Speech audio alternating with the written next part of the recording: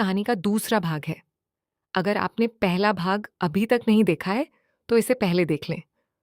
उस भाग का लिंक मैंने डिस्क्रिप्शन बॉक्स में दिया है। साथ ही ऐसे और वीडियो देखने के लिए हमारे चैनल को सब्सक्राइब करना ना भूलें। चलिए अब कहानी आगे बढ़ाते हैं। एक दिन बारिश हो रही थी। नवीन अभी अभी कॉलेज में घुसा था।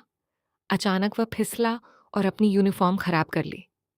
वह धीरे से उठा और प्रिंसिपल के ऑफिस से गुजर रहा था। प्रिंसिपल बाहर आए और नवीन से पूछा कि उसकी यूनिफॉर्म को क्या हुआ। नवीन ने सब कुछ समझाया। प्रिंसिपल थोड़े गुस्से में थे।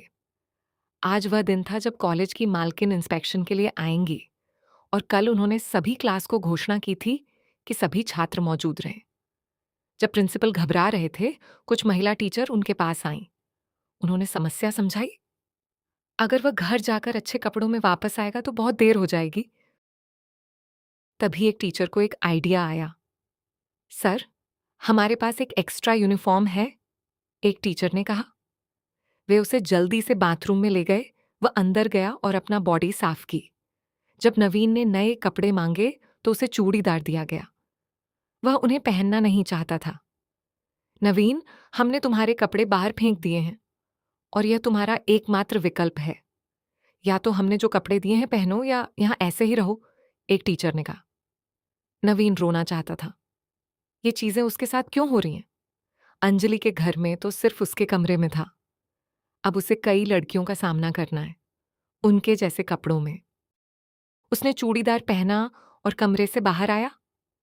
टीचर ने दुपट्टा फोल्ड किया और उसके कंधे पर पिन किया।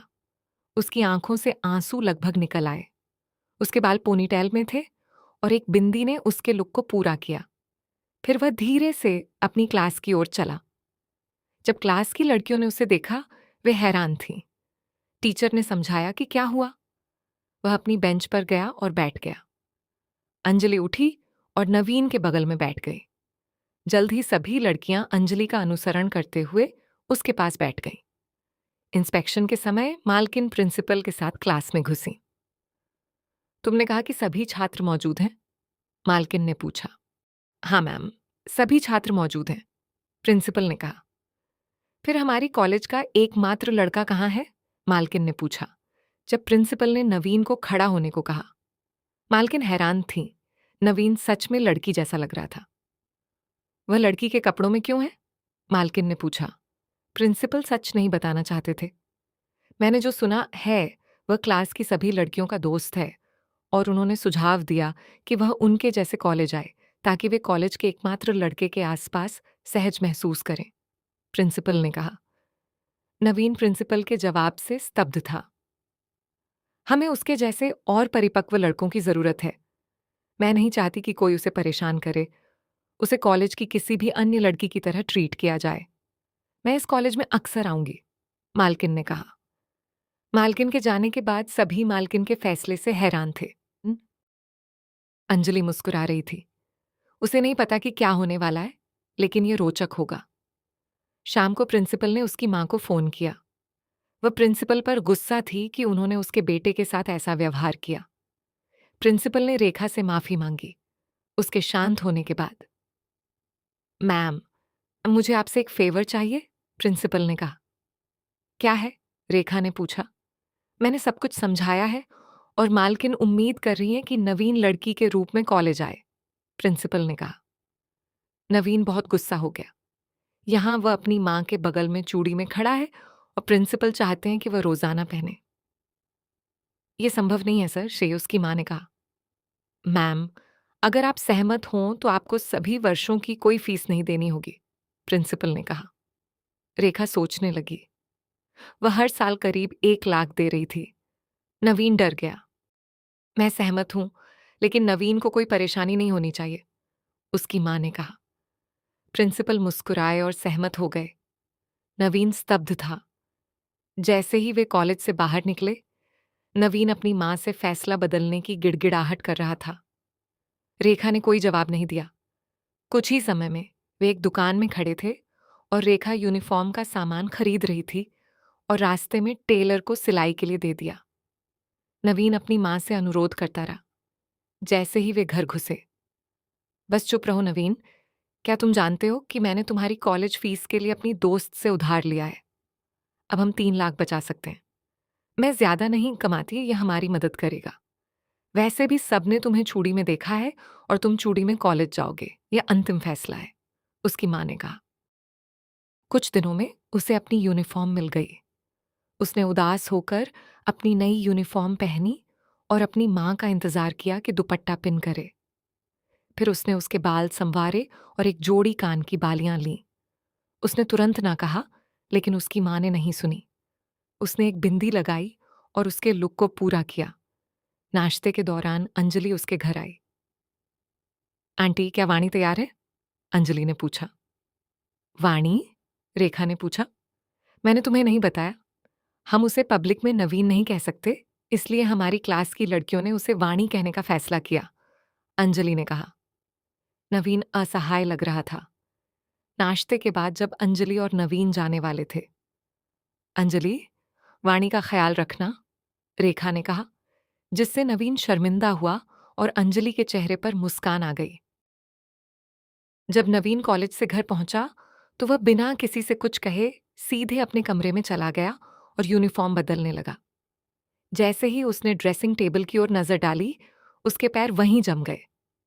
टेबल पर साफ साफ सजाए गए थे चमकदार कांच की चूड़ियां, गोल गोल बिंदी के स्टिकर, बालों की क्लिप्स, रिबन, हेयर बैंड और एक छोटा सा कंघी सेट।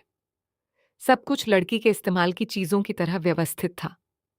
नवीन के मन में एक अजीब सी घबराहट और गुस्सा उमड़ आया, जैसे कोई अनचाहा सपना अब सच होते दिख रहा हो। इतने में दरवाजे पर हल्की आवाज हुई। रेखा कमरे में आई। दाहिने हाथ में चांदी की 2 सुंदर पायलें थामे हुए थीं, जो हल्की हल्की बज रही थीं। माँ, मैं लड़की नहीं हूं कि ये सब चीजें पहनूं, नवीन ने गुस्से से कहा। उसकी आवाज कमरे में गूंज गई। रेखा ने बहुत शांत और धैर्यपूर्ण स्वर में समझाना शुरू किया। बेटा, सुन तो। नहीं सुनना मुझे, मैं ये सब नहीं पहनूंगा। नवीन ने बीच में ही उनकी बात काट दी और मुंह फेर लिया। रेखा की आंखों में ममता के साथ साथ दृढ़ता भी झलकने लगी। उन्होंने गंभीर स्वर में कहा, बस चुप रहो, वाणी। नवीन चौंक गया। मन ही मन बोला, वाणी। फिर वही नाम। रेखा आगे बढ़ी और स्पष्ट लहजे में बोली, तुम अब लड़की के वेश में कॉलेज जा रही हो, इसलिए मैं चाहती हूं कि तुम पूरी तरह से सही सही सजी संवरी दिखो। बाहर निकलते समय कोई भी यह न सोचे कि तुम अधूरी तैयार हो या कुछ कमी है। नवीन समझ गया कि इस बार उसकी मां का फैसला पक्का है। वह कुछ बोल नहीं पाया, बस असहाय भाव से खड़ा रहा। अब बिस्तर पर बैठ जाओ और अपने दोनों पैर दिखाओ, रेखा ने आदेश दिया। नवीन ने अनमने मन से बिस्तर पर बैठकर पैर आगे कर दिए। रेखा ने झुककर पहले बाईं टांग की पायल बांधी, फिर दाईं। ठंडी चांदी के स्पर्श के साथ पायलों की हल्की झनकार गूंजी। हर हल्की सी हरकत पर मीठी ध्वनि निकल रही थी। ये अभी क्यों? नवीन ने धीमी आवाज में पूछा। सुबह पहनकर शाम को उतारना बहुत परेशानी का काम है, इसलिए अब घर पर भी पहनोगी। इससे तुम्हें आदत हो जाएगी और असहज महसूस नहीं होगा। रेखा ने इसके बाद रंग बिरंगी कांच की चूड़ियां उठाईं, लाल, हरा, सोने वाली, गुलाबी, और नवीन के दोनों हाथों में धीरे धीरे चढ़ा दी। चूड़ियों की खनखनाहट कमरे में भर गई। इन्हें भी आदत डाल लो, कॉलेज में हाथ हिलाते समय असहज नहीं लगना चाहिए, रेखा ने कहा। उनकी आंखों में एक अजीब सा गर्व और संतोष था। अगले दिन जब नवीन चूड़ियों की खनकार, पायलों की झनकार और गले में पतली सोने की चेन लेकर कॉलेज पहुंचा तो पूरी कक्षा सन्न रह गई। हर कदम पर पायलों की ध्वनि गूंज रही थी। हाथ उठाते ही चूड़ियां मधुर संगीत बजा रही थीं। लड़कियां एक दूसरे को देखकर मुस्कुरा रही थीं। कुछ ने तालियां बजाईं, कुछ ने कहा, वाह वाणी, आज तो बिल्कुल परफेक्ट लग रही हो। माहौल में एक नई रोमांचक ऊर्जा थी। यह सिलसिला कई हफ्तों तक जारी रहा। एक दिन कॉलेज के बाद नवीन अंजलि के साथ घर लौटा। दरवाजा खोलते ही वह ठिठक गया। लिविंग रूम में आंटी और उनकी बड़ी बेटी रूपा बैठी थीं। चाय की प्यालियां हाथ में थीं और हल्की हंसी मजाक चल रहा था। रूपा ने चौंकते हुए कहा, नवीन, क्या ये सच में तुम हो? वह उठकर नवीन के पास आई और उसे सिर से पांव तक ध्यान से देखने लगी। फिर मुस्कुराते हुए बोली, तुम्हारी माँ ने मुझे सब कुछ बता दिया। मैं तो सोच रही थी कि वे मजाक कर रही हैं। नवीन चुपचाप रूपा के बगल में बैठ गया।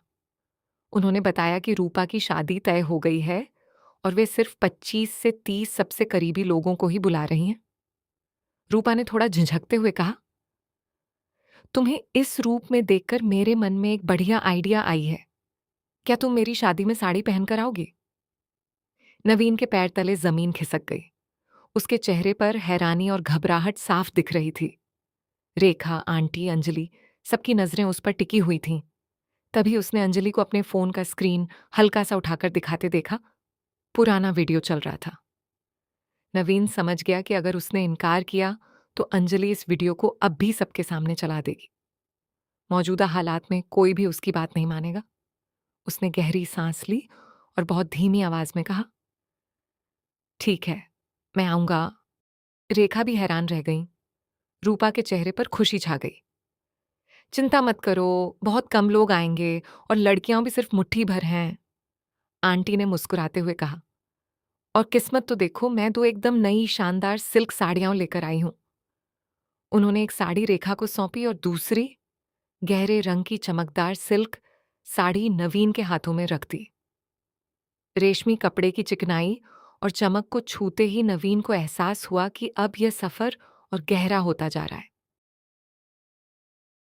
तो दोस्तों, कैसी लग रही है आप लोगों को ये कहानी? हमें कमेंट बॉक्स में ज़रूर बताएं। अगले भाग में हम देखेंगे कि शादी में और क्या-क्या मज़े होते हैं।